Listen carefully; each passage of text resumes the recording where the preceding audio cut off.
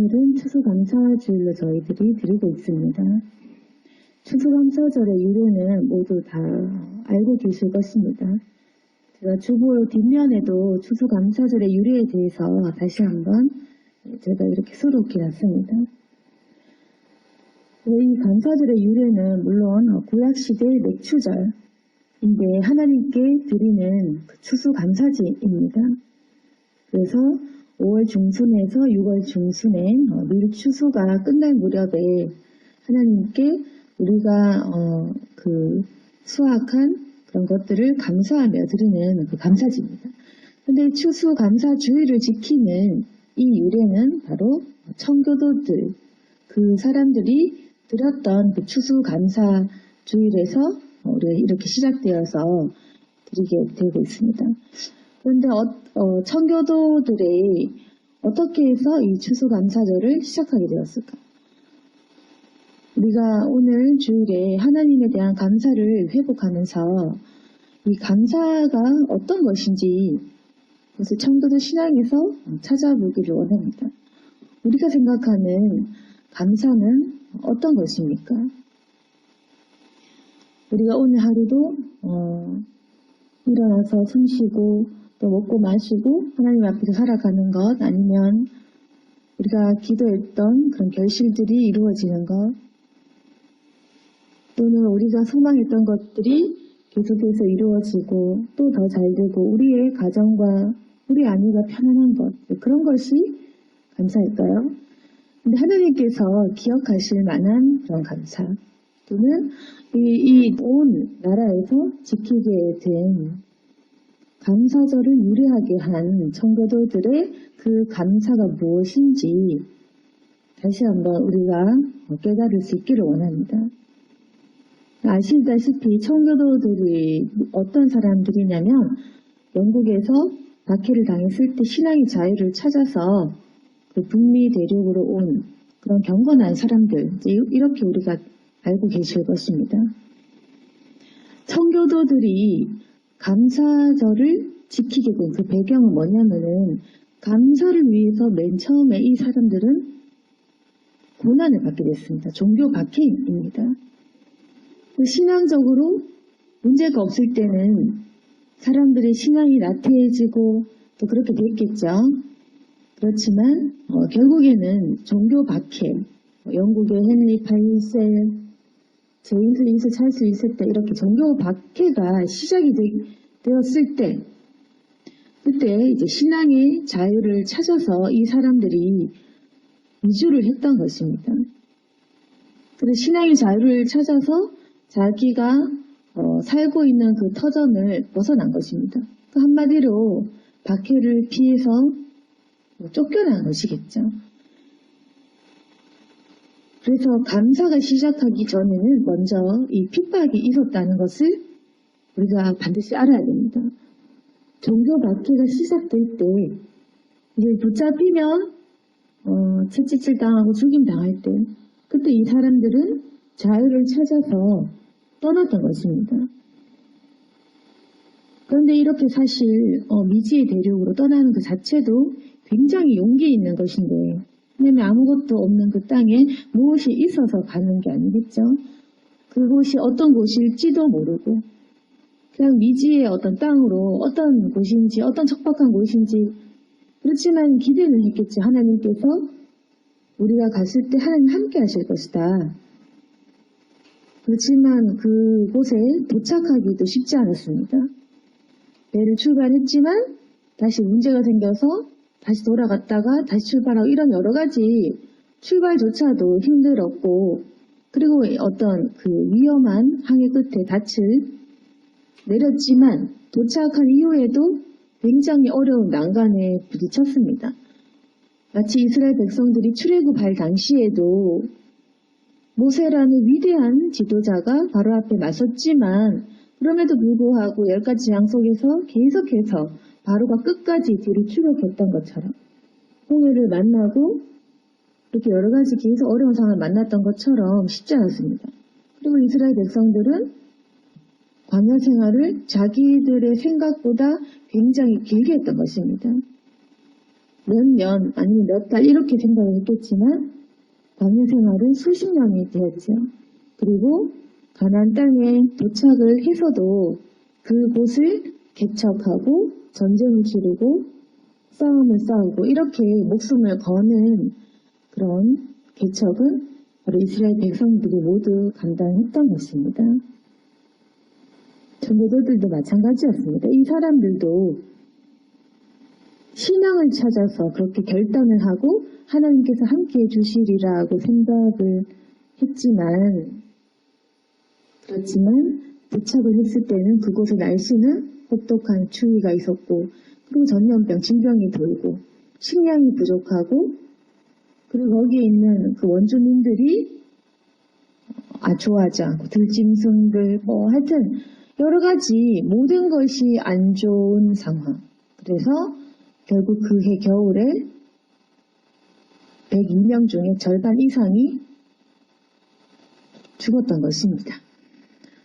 이 청교도들이 하나님에 대한 그 엄청난 신앙을 가지고 박해를 피해서 주님 잘 믿으려고 그 집을 떠나서 미지의 세계로 갔지만 그렇지만 그 땅에 기다리고 있었던 것은 병과 가난과 먹을 것도 없고 거할 집 하나 없는 그리고 자신들의 가족이 다 죽어버리는 그러한 상황이었던 것입니다.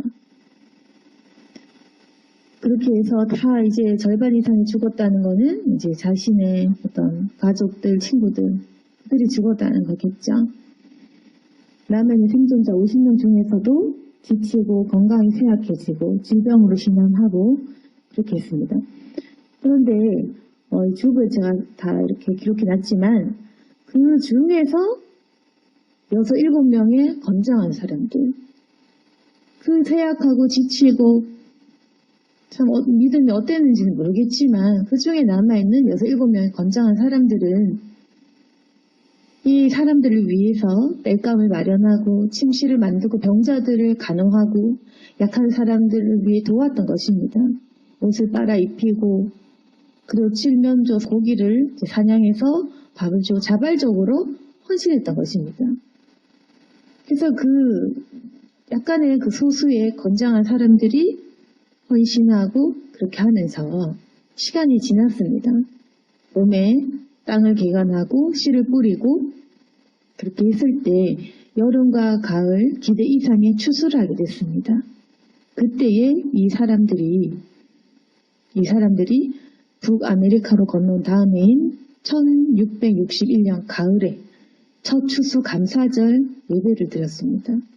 그때에 추수한 첫 곡식들 그리고 채소들 그런 것들 중에서 가장 좋은 것 처음 익은 열매 가장 좋은 것을 하나님께 드렸습니다. 그리고 그 사람들은 기도 중에 이렇게 이제 기도를 했습니다. 우리는 대서양을 건너와서 여러 친구들을 잃었습니다. 그러나 하나님은 우리에게 기대했던 것보다 더 많은 것을 주셨습니다. 하나님의 은혜에 감사하며 하나님께 첫 열매를 드립니다. 이렇게 기도를 했던 것입니다. 그래서 그 청교도들은 감사하는 마음을 담아서 이렇게 첫 추수 감사 예배를 드렸고 이것이 기념이 되어서 지금 모든 교회들이 이 청교도들의 감사의 신앙을 따라서 추수 감사절을 드리게 된 것입니다.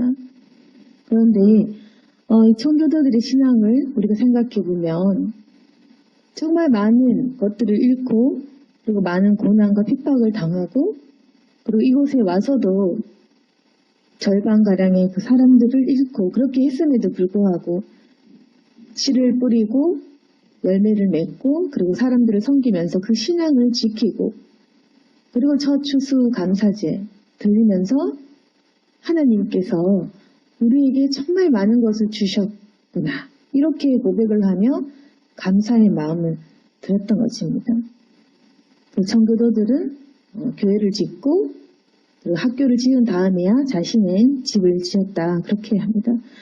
그리고 그들은 철저하게 주의를 성수하고 11조를 하고 경건 생활을 했습니다. 이분들이 우리의 그 믿음의 개척자들, 믿음의 선조들 이렇게 우리가 지금도 이야기하고 하기 때문에 그래서 우리가 이렇게 추수감사절을 따라 지키는 것이 아니겠습니까? 추수감사절을 왜 드리고 또 우리가 어떤 감사를 드려야 되는지 이들의 신앙을 통해서 우리가 발견을 해야 된다는 것입니다. 기대했던 것처럼 잘 될 때 하는 감사가 아닙니다. 오히려 이 추수감사는 정말 우리가 힘들고 촉박한 그 순간에 그럼에도 불구하고 우리가 하나님께 감사할 수 있는가? 그러니까 이 감사는 상황과 환경이 만들어낸 감사가 아니라 그 마음속에 믿음이 만들어낸 감사입니다.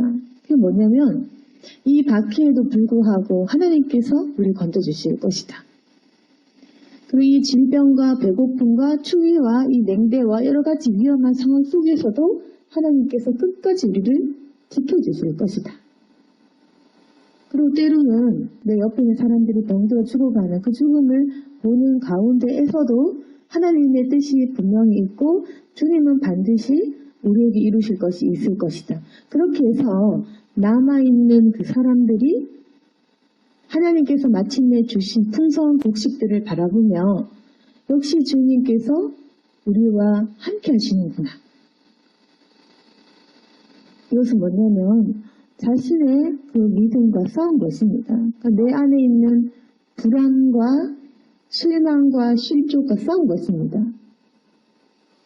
그렇게 내 안에 있는 이 믿음을 가지고 우리 앞에 놓여있는 여러 가지 굉장히 실족할 만한 그 상황과 싸워 이겨서 그럼에도 불구하고 감사를 드렸을 때 그것이 하나님께는 정말 기억될 만한 감사의 제사가 된 것입니다.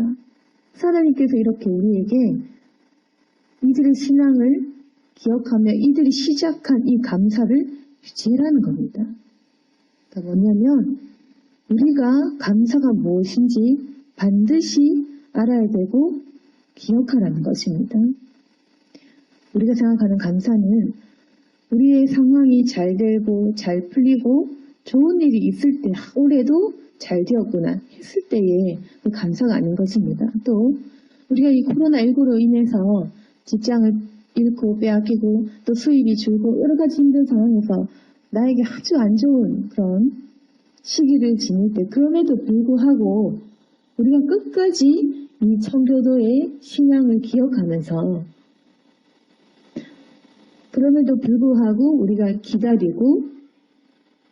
기다리고 실족하지 않고 그리고 내 기대와는 완전히 반대되는 상황이 있을지라도 그래도 내가 감사를 잃지 않는 그 마음 이것이 바로 우리가 드려야 되는 감사 예배라는 것입니다. 그래서 우리가 감사할 제목이 있을 때 감사할 수 있고 또 우리의 불행한 상황이 닥쳤기 때문에 감사를 할 수가 없고 이런 것이 아닙니다. 이 감사는 없어지지 않는 것입니다. 하나님에 대한 감사는 없어질 수가 없는 감사. 왜냐하면 우리를 지으셨고 우리의 나중을 책임지시기 때문에 다시 말해서 우리에게 구원을 주셨기 때문에 이 감사는 절대로 우리가 잃어버려서는 안 되는 감사인 것입니다. 청교도들은 어떻게 이렇게 감사를 할 수 있었냐? 박해가 있는데 왜 감사할 수 있었을까요? 또 먹을 것이 없는데 어떻게 실족하거나 하나님을 믿지 않거나 그 신앙을 버리지 않았을까요? 왜 이 사람들은 자신들이 계획한 대로 상황들이 일어나지 않고 또 하나님께서 계속 괴로운 상황을 주시고 좋은 것을 하나도 주시지 않는데 왜 하나님을 버리지 않고 하나님을 불신하지 않았을까? 여러분 왜 이 사람들이 계속해서 나를 실망시키는 상황 속에서도 계속 하나님을 믿기를 포기하지 않았을까? 한번 생각해 보셨습니까? 왜 이 사람들은 다른 사람들처럼 신앙의 기복이 없고 왔다 갔다 하지 않고 내 상황에 따라 내 형편에 따라 왜 그렇게 기복이 없었을까? 이 사람들은 처음부터 하나님을 만나고 이 예수님을 믿기로 결정한 때부터 각오했던 것입니다. 처음에 이 신앙의 출발이 예수 믿고 복받자가 아니라 이 출발이 이제 예수님을 믿어야겠다.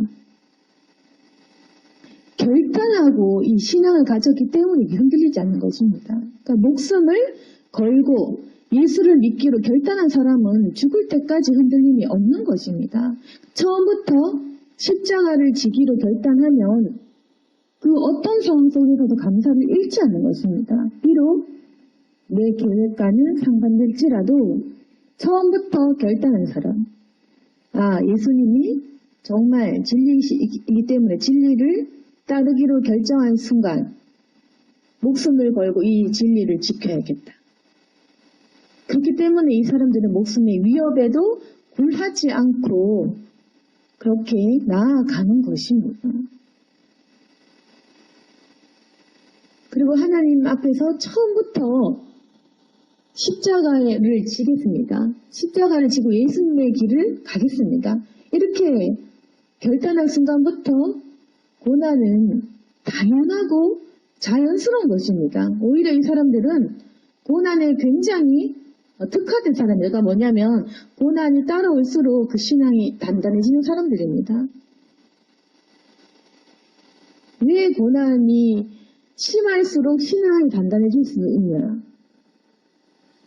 그런 나 자신이 감사하기 때문입니다. 그러니까 뭐냐면 이러한 척박한 상황 속에서 이렇게 위험하고 이렇게 무시당하고 이렇게 슬프고 악한 이 상황 속에서도 내가 여전히 하나님을 사랑하는구나. 이 나에 대한 감사, 나 자신의 변화에 대한 감사, 내가 구원의 끈을 놓지 않았구나라는 이 감사는 그렇게 된다는 것입니다.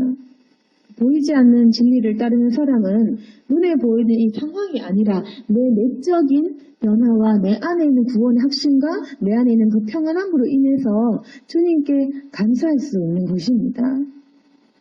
이것이 우리가 세상 사람들과 다른 감사입니다. 세상을 보면 우리보다 감사할 만한 그 사람들이 너무 많죠. 예수님 믿는다고 다 잘 되는 것도 아닙니다. 그렇지만 예수님을 믿는 사람들은 다른 점이 뭐냐면 고난이 있을 때 그 반응이 다른 것입니다. 핍박이 있을 때 다른 것입니다. 죽음의 상황과 세상 끝날에 반응이 다른 것이 바로 예수님을 믿는 사람들입니다. 그래서 예수님을 믿고 정말 주님에 대한 이 진리를 발견한 사람, 예수님의 십자가를 져야겠다. 예수님의 그 핍박의 길을 가야겠다. 이렇게 결단한 사람은 이미 결단했기 때문에 그 상황 속에서 이 상황들이 당연한 주님의 고난으로 받아들이고 이 당연한 상황들 속에서 그것을 견디고 이겨내고 헤쳐나가는 것입니다. 그리고 그 어려운 가운데에서도 내 신앙이 잃지 않은 것에 대한 기쁨이 넘치는 겁니다. 그래서 이 사람들이 기쁘게 고난을 감당하는 것입니다. 고난 속에서 기쁨을 찾기 위해서는 내 안에 있는 성령의 확신, 그것이 가득 찰 때에 우리가 고난의 상황 속에서도 이 내적인 확신으로 인해서 기뻐할 수 있는 것입니다. 그리고 우리가 그것을 가진다면 남들의 시선은 어떨지 몰라도 자기 자신은 굉장히 커다란 영적인 만족을 가질 수가 있습니다. 그런 사람들은 확신 있게 이 세상을 살아갈 수가 있습니다. 그리고 이 믿음을 이렇게 가지고 지키고 이러한 마음으로 이 신앙을 지킨 성도들은 과연 이 죽을 때까지 얼마나 하나님께 더욱더 감사하며 살았겠습니까? 더 많이 바치고 없을 때일수록 더 그렇게 주님께 순종했을 것입니다. 오늘 말씀에도 출애굽기 22장 29절에 너는 네가 추수한 것과 네가 짜낸 집을 바치기를 더디하지 말지며 내 처음 난 아들들을 내게 줄지며 내 소와 양은 그와 같이 하되 이를 동안 어미와 함께 있게 하다가 여드레 만에 내게 줄지니라. 하나님께서 우리에게 말씀하십니다. 우리가 추수한 것, 그리고 우리가 짜는 그런 집들, 우리가 힘들게 수고해서 주님께 바치는 이것을 할 때 더디하지 말아라. 그러니까 마음의 중심이 중요한 것입니다. 그냥 저는 바쳤잖아요가 중요한 것이 아니라 더디게 하지 마라. 너 왜 망설이냐? 너 왜 망설이냐? 6월절에 하나님의 기적, 그 장자, 애굽의 장자를 치실 때 내가 너희들의 아들들은 다 지켜주었지 않느냐? 내 처음 난 아들들을 내게 바쳐라. 내게 줄지며 가장 소중한 것들을 내게 바치며 그리고 그걸 기억하라는 것입니다. 내가 너희들을 건져줬던 것, 너희의 자녀들을 건져주었던 것, 내가 너희들을 끝까지 살려낸 것을 기억하라는 것입니다. 더디하지 말고 그리고 이래 동안 어미와 함께 있다 여덟의 날. 근데 8일째는 할례 받는 그 날이죠. 거룩한 그 날. 이래 동안은 어미와 함께 있어서 그 소와 양이 온전하게 그 시간을 주고 젖을 먹으면서 그 소와 양이 이래 동안 젖을 빨면서 온전하게 되면 그 온전해진 제물을 8일째에 내게 줄 것이다. 근데 이게 뭐냐면 거룩함을 이야기합니다. 더디하지 않는 마음, 그러니까 바치는 순전한 마음과 함께 그 처음 난 아들, 가장 네가 소중하게 여기는 것을 주되 그리고 거룩한 날 8일째 온전한 그 열매를 가지고 8일째 내게 주어라. 그러니까 이게 뭐냐면 쉽게 얘기하면 온전한 것을 바쳐라 이 말입니다. 거룩하고 온전하게 바쳐라는 것입니다. 마음에 정말 바치는 이 마음을 가지고 감사제를 드리고 그리고 네가 가장 아끼는 처음 난 아들, 첫째 아들 가장 중요하죠. 우리 마음에 있는 가장 소중한 것들을 바쳐라. 그리고 온전한 것을 바쳐라. 이래 동안 어미와 함께 있다가 여덟째에 온전한 방법으로 온전한 마음으로 온전한 재물을 바쳐야 된다. 너희는 거룩한 사람이 되오라는 것입니다. 31절에 너희는 내게 거룩한 사람이 될지니 들에서 짐승에게 찢긴 동물의 고기를 먹지 말고 그것을 개에게 던질지니라.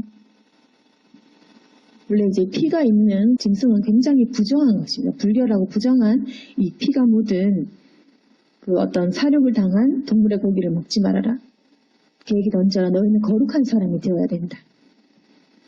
그러니까 뭐냐면 하나님께도 우리는 거룩한 제물을 바쳐야 되고 우리도 거룩한 사람이 되어야 된다. 그건 뭐냐면 결국 하나님께 바쳐야 되는 것은 어떤 소와 양이 아닌 우리 자신입니다. 결국 하나님께 드려야 되는 것은 우리 자신인데 우리 자신을 태울 수는 없으니까 추수한 곡식을 드리고 그런 번제물, 제사물을 드리고 소와 양 이런 것 가축들을 드리지만 실제로 이 행위는 뭐냐면은 너희가 내게 거룩한 사람이 되고 너희는 내게 바쳐진 사람이 되어야 된다. 너희는 거룩한 사람이다. 그런 건 뭐냐면 결국에는 우리는 우리 자신을 대신해서 제물을 드리지 않습니까? 우리 자신을 대신한 그 가축을 드리지 않습니까? 근데 어떻게 눈 멀고 다리 저는 동물을 바치겠느냐. 나를 대신하는 건데 당연히 온전한 것을 드려야 되겠죠. 내게 거룩한 사람이 되어야 된다. 하나님 앞에서 우리는 거룩한 사람이 되어야 되고 내 마음을 대변하는 그러한 예물과 정성을 드려야 되는 것입니다. 그리고 하나님께서는 먹는 것, 이것에 대해서 굉장히 중요하게 생각하는 것을 또 기억해야 될 것입니다. 그러니까 아무거나 먹지 말라는 겁니다. 부정한 것을 먹지 말아라. 성경에 우리가 잘 읽어보면 무엇을 먹지 말고 무엇을 먹고 이런 것이 있죠.